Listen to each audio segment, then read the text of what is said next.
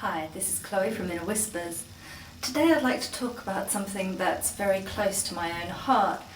I've spoken before about the fact that for many years I was bulimic, so binge eating and purging, over-exercising and just really having a very unhealthy attitude to food, very unhealthy behaviours around food. And that's something which it really took magic to help me finally get a handle on, for which I am eternally grateful. But what I wanted to talk about here today was the fact that it's not just about the mindset, which is where the magic is just amazingly powerful. That's really important, obviously. I needed to change my mindset about things like I had the thought, I need to have something sweet after a meal. Or, I used to tell myself, I'm a chocoholic, there's nothing that I can do about it. So a big bit of the work that I had to do to make those changes in my life was about changing my mindset. And for that, magic is amazingly powerful. But another part of it is to actually change the behaviours that went along with it.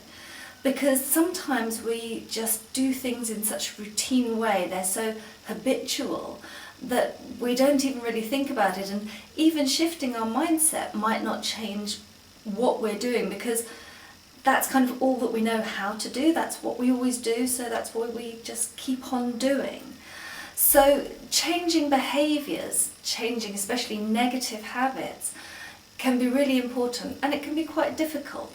And I think that it's really important to combine the kind of affecting the mindset with changing the actual behavioural patterns. For example, like I say, I had the I'm a chocoholic, I need something sweet after I've had a meal. But the behaviour that led into was I'm going to sit on the sofa after dinner and mindlessly eat chocolate biscuits, for example. So I needed to change the mindset, but I also needed to change my habits, my patterns.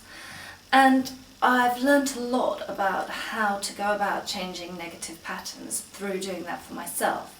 For one thing, I've kind of studied up the science of it, seeing, how our willpower doesn't really work and why that is, and how to sort of help boost that. Also looking at, it's no good white knuckling it, saying, yeah, I'm just going to go cold turkey. That you really need to nurture yourself and support yourself in making these important changes to live a happier, more joyful life, feeling better about yourself, treating yourself better, whatever the bad habit is, because it could be procrastination, it could be overspending, it could be smoking or drinking, overeating like it was in my case.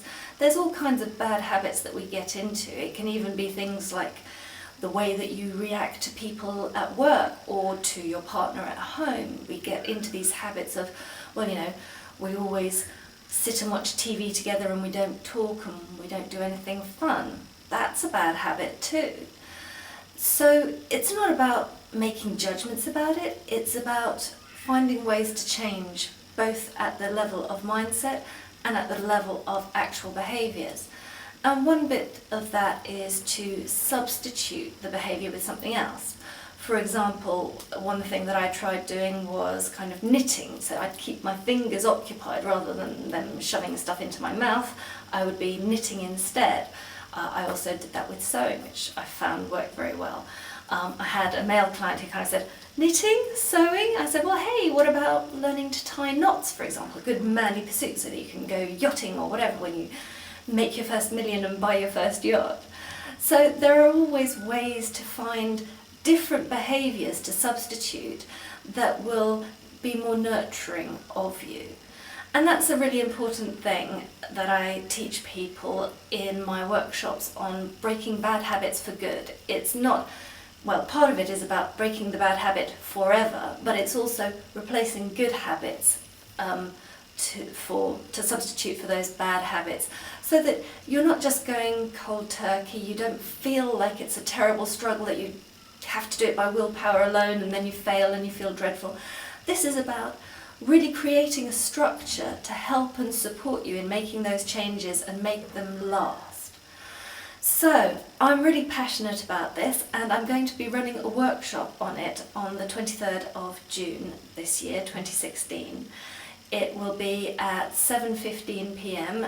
British Summer Time. I'm not quite sure exactly when that is for everyone out there, but it'll be kind of mid-afternoon if you're in America. It'll be a little bit later in the evening if you're in Europe. And if there's interest, I can also run one of these on either a Saturday or Sunday sometime in July, so you can always drop me an email if that time doesn't suit you. But that's the first time that I'm setting up for this workshop. It's going to be 90 minutes of talking through lots of tips and techniques for actually making behavioural changes and making them in a way that's going to be supportive and nurturing for you. And you'll also create a tarot spell to help you at the mindset level. And we're also going to do a magical meditation in the workshop to invoke that spell, to get you started on a good foot. So I hope that you'll consider joining me. If you're interested, there'll be a link somewhere here on the page, and you can also come over and find it at innerwhispers.co.uk/workshops. So I hope to see you there.